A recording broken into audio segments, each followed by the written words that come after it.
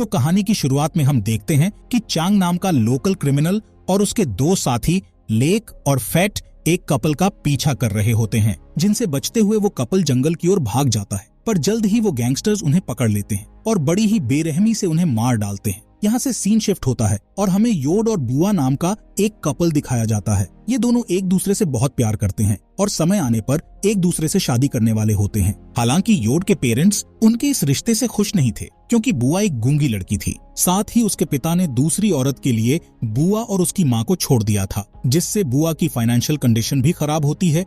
लेकिन फिर भी योड बुआ से शादी करने के लिए तैयार होता है। खैर, एक दिन योड और बुआ एक नदी से केकड़े पकड़कर घर जा रहे होते हैं, जिस दौरान गांव के बदमाश लोग उन्हें परेशान करने के लिए बुआ को पत्थर से मारकर भाग जाते हैं, जिससे बुआ के सिर से ब्लड बहने लगता है। इसलिए योड तुरंत उसे घर ले जाता है, जहां बुआ की माँ उसके घाव पर मलहम लगाती है और उसे रेस्ट करने का कहती है। इसके बाद वो योड के पास जाती है और उससे कहती है कि तुम्हें एक अच्छी लड़की और अच्छा ससुराल मिल सकता है, इसलिए अब से तुम्हें बुआ से मिलना बंद कर देना चाहिए। जिस पर योड कहता है कि मैं बुआ से सच्चा प्यार करता हूँ और मुझे गांव वालों की बातों से भी कोई फर्क नहीं पड़ता है। इस तरह योड अपने परिवार और गांव वालों के खिलाफ होने के बावजूद भी बुआ के साथ रहने का डिसीजन लेता है। वो दोनों अगले दिन फिर से मिलते हैं और एक दूसरे के साथ टाइम स्पेंड करने के लिए मछलियां पकड़ने जाते हैं और उन्हें पकाकर एक साथ खाते हैं। इसी गांव में चैंग और उसके दो साथी भी रहते हैं, जिन्हें देखकर ऐसा लगता है कि उनके पास लोगों को तकलीफ पहुंचाने के अलावा कोई और काम नहीं है। इसके अलावा वो लोगों के सामान और उनके पैसों को चुराकर अपना गुजारा करते थे। चैंग की एक पत्नी भी है, जो अक्सर चैंग को उसके बिहेवियर के लिए डांटती रहती है, लेकिन चैंग उस पर ध्यान नहीं देता था। एक दिन जब योड और बुआ मछलियां पकड़कर घर जा रहे होते हैं, तब चांग और उसके दोनों साथी उनके सामने आ जाते हैं और उनसे मछली से भरी बाल्टी छीनने लगते हैं। यहाँ चैंग बुआ को भी परेशान करता है, जिससे योड उसे बचाने की कोशिश करने लगता है, लेकिन वो सभी आसानी से उस पर हावी हो जाते हैं। तभी चांग की पत्नी वहाँ आ जाती है, जो चांग और उसके साथियों से योड और बुआ को बचा लेती है। शाम को जब योड अपने घर जाता है, तब उसके पिता हमेशा की तरह उसे बैंकॉक जाकर नौकरी करने का कहते हैं। असल में उनका मानना था कि पैसे कमाने के लिए योड का बैंकॉक जाना बहुत जरूरी है, लेकिन योड का कहना था कि वो शहर में रहने की बजाय गांव की शांति में रहना पसंद करता है। अगली सुबह हम एक बौने चोर को देखते हैं, जो एक दुकान से केले चुराकर भाग जाता है। इसी दौरान बुआ भी केले लेकर उस दुकान के पास से गुजर रही होती है, जिससे दुकानदार बुआ को चोर समझकर उसे बुरा भला कहने लगता है। बेचारी बुआ गूंगी होने के कारण अपनी बेगुनाही साबित नहीं कर पाती और रोने लगती है। इसी दिन योड की माँ बुआ की माँ से मिलने आती है और उससे कहती है कि मैं एक गूंगी लड़की से अपने बेटे की शादी नहीं कराऊंगी, इसलिए तुम बुआ को मेरे बेटे से दूर रखो। इधर बुआ भी ये सब बातें सुन लेती है, जिससे वो बहुत दुखी हो जाती है। इसके बाद बुआ खेत की ओर चली जाती है और रोते हुए सोचती है कि आखिर पूरा गांव उससे नफरत क्यों करता है। थोड़ी देर बाद योड वहां आता है और उसे गले लगाकर वादा करता है कि मैं कभी भी तुम्हारा साथ नहीं छोड़ूंगा और जल्द ही तुमसे शादी कर लूंगा। जिसके बाद वो दोनों मछली पकड़ने के लिए निकल जाते हैं। यहाँ योड मछली पकड़ने के जाल को ठीक कर रहा होता है, जिस दौरान चांग और उसके साथी वहां आकर बुआ को किडनैप करके उसे जंगल में ले जाते हैं, जहाँ चांग जबरदस्ती उसके कपड़े उतारने की कोशिश करता है, जिससे बुआ उससे लड़ने की कोशिश करती है, लेकिन वो तीनों लोग बुआ को बुरी तरह पीटते हैं। इस बीच जब योड को कहीं भी बुआ दिखाई नहीं देती, तो वो उसे आसपास खोजने लगता है। तब उसे बुआ की एक स्लीपर मिलती है, जिससे उसे एहसास होता है कि बुआ खतरे में है, इसलिए वो जंगल में जाकर उसे ढूंढने लगता है। जिसके बाद वो देखता है कि चैंग और उसके साथी बुआ पर बेरहमी से हमला कर रहे हैं, इसलिए वो बुआ को बचाने के लिए तीनों गैंगस्टर से लड़ाई करता है। पर वो तीनों गैंगस्टर्स आसानी से योड पर काबू पा लेते हैं और उसे मार मार कर घायल कर देते हैं।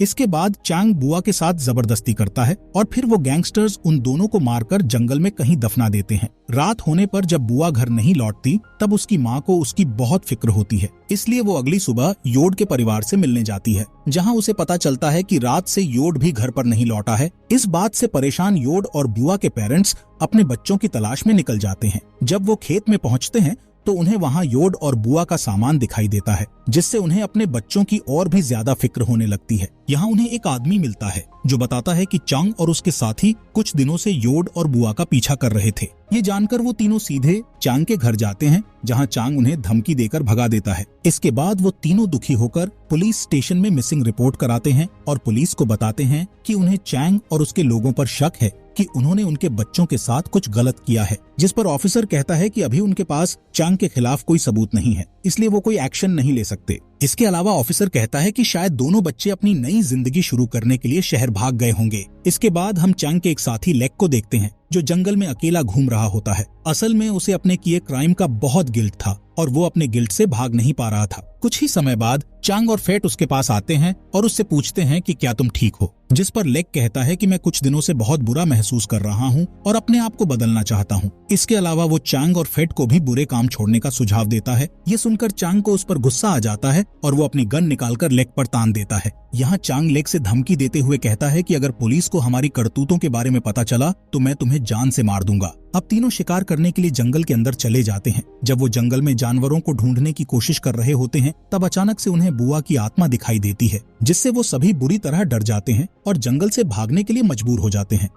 रात में वो तीनों गैंगस्टर्स कुछ लड़कियों के साथ ड्रिंक करते हुए एंजॉय कर रहे होते हैं, जिस दौरान लेक वॉशरूम का कहकर बाहर आ जाता है। जब वो बाहर होता है तब उसे जमीन पर एक सफेद कपड़े पहने हुए लड़की दिखाई देती है, इसलिए लेक धीरे धीरे उसके पास आता है और उसे पलटकर देखने की कोशिश करता है। जब वो उस लड़की को पलटता है तब उसे पता चलता है कि वो लड़की कोई और नहीं बल्कि बुआ है। बुआ को देखकर लेक बहुत डर जाता है, इसलिए वो तुरंत अपने दोस्तों के पास भागता है। खैर, वो तीनों पार्टी खत्म करने के बाद अपने अपने घरों में लौट जाते हैं, लेकिन उन सभी को बुआ का बहुत डर था। खासकर लेक को ज्यादा डर लग रहा होता है। जब वो अपने बेड पर जाता है तब उसे बार बार बुआ दिखाई देती है, जो कि उस पर हमला कर रही होती है। इस बात से परेशान होकर लेक को पूरी रात नींद नहीं आती। अगली सुबह लेक फेट से मिलता है और उससे बात करते हुए उसे अपने कल रात वाले डरावने इंसिडेंट के बारे में बताता है, जिससे फेट हैरान हो जाता है और बताता है कि मुझे भी इस तरह के डरावने विजन्स आ रहे हैं। यहाँ लेक फेट को गांव छोड़कर शहर में नौकरी ढूंढने का कहता है ताकि वो इस मुसीबत से दूर जा सकें।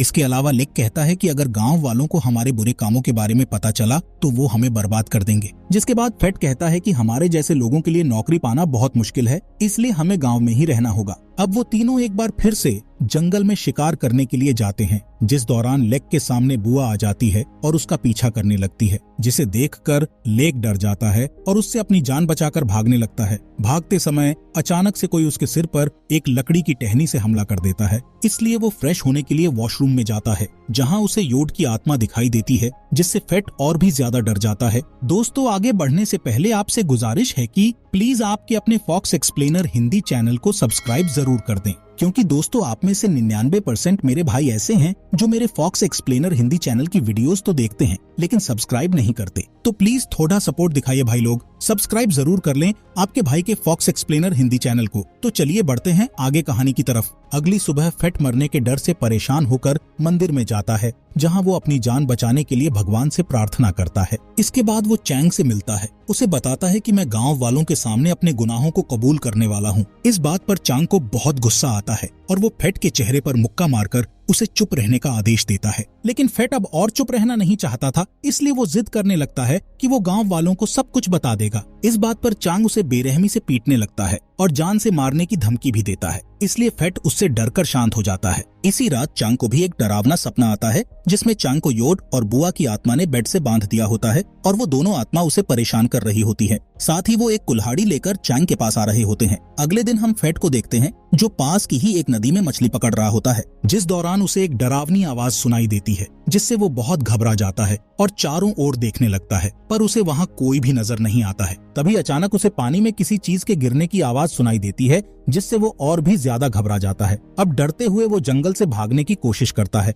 लेकिन तभी उसे पीछे से कोई पकड़ लेता है और जबरदस्ती पानी में डुबाने लगता है, जिससे फेट की भी मौत हो जाती है। यहाँ लेक और फेट की अचानक से मौत होने के कारण चांग के पिता को अपने बेटे की भी फिक्र होने लगती है, इसलिए वो चांग से कहता है कि तुम्हें अपने गुनाहों को कबूल कर लेना चाहिए और अगर तुमने ऐसा नहीं किया तो तुम्हारा हाल भी तुम्हारे साथियों की तरह हो जाएगा। मगर चांग अभी भी अपने गुनाहों को कबूल करने से साफ इनकार कर देता है, क्योंकि उसे डर था कि अगर उसने अपने गुनाहों के बारे में सब बता दिया तो गांव वाले उसे पुलिस के हवाले कर देंगे और फिर उसे सजा के तौर पर जेल भेज दिया जाएगा। इसके बाद जब रात में चांग अपनी वाइफ के साथ सो रहा होता है, तब उसे किचन से कुछ आवाज सुनाई देती है, जिसे सुनकर वो चौंक जाता है और अपनी वाइफ को जगाकर उससे पूछता है कि क्या तुमने अभी किचन से कोई आवाज सुनी थी। यहाँ वाइफ उसे कुछ जवाब देने के बजाय उसे बुरी तरह डांटती है, क्योंकि चांग ने उसे जगाकर उसकी नींद खराब कर दी थी। खैर, चांग की वाइफ दोबारा सो जाती है और चांग भी सोने की कोशिश करता है, पर तभी चांग को एक बार फिर से वही आवाजें सुनाई देती हैं, जिससे चांग बुरी तरह डरने लगता है। इसलिए वो तुरंत उठता है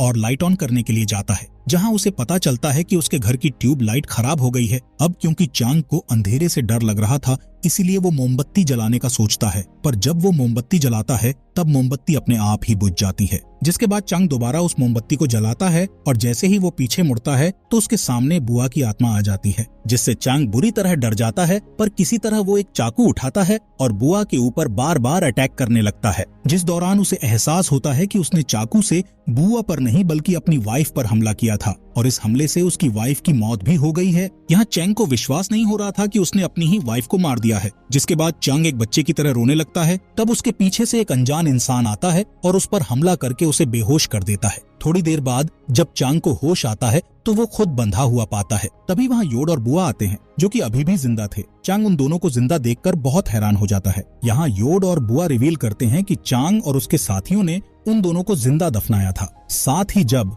वो तीनों उन्हें दफनाकर चले गए थे तब कुछ ही समय बाद बारिश होने लगी थी, जिससे योड और बुआ को होश आ गया था और किसी तरह उन दोनों ने गड्ढे से बाहर निकलकर खुद को बचा लिया था। जिसके बाद उन्होंने एक दूसरे की मदद करते हुए अपने घावों की देखभाल की और कई दिनों तक जंगल में रहने का फैसला किया, ताकि जब वो पूरी तरह से ठीक हो जाए तो वो चैंग और उसके साथियों से अपना बदला ले सकें। कुछ दिनों के बाद वो दोनों पूरी तरह से ठीक हो गए और उन्होंने अपना बदला लेना चालू कर दिया। असल में दोनों को समझ आ चुका था कि अगर उन्हें बुराई को खत्म करना है तो उन्हें बुराई का सहारा लेना होगा। खैर, तब से ही दोनों ने बदला लेने के लिए अपने दुश्मनों को परेशान करना शुरू कर दिया था और फिर उन्हें एक एक करके मार डाला था। योड और बुआ की पूरी बात सुनने के बाद चंग उनसे अपनी जिंदगी की भीख मांगने लगता है, पर वो दोनों उसकी कोई भी बात नहीं सुनते और उसे जान से मारकर अपना बदला ले लेते हैं। इसी के साथ ये मूवी यहीं पर खत्म हो जाती है।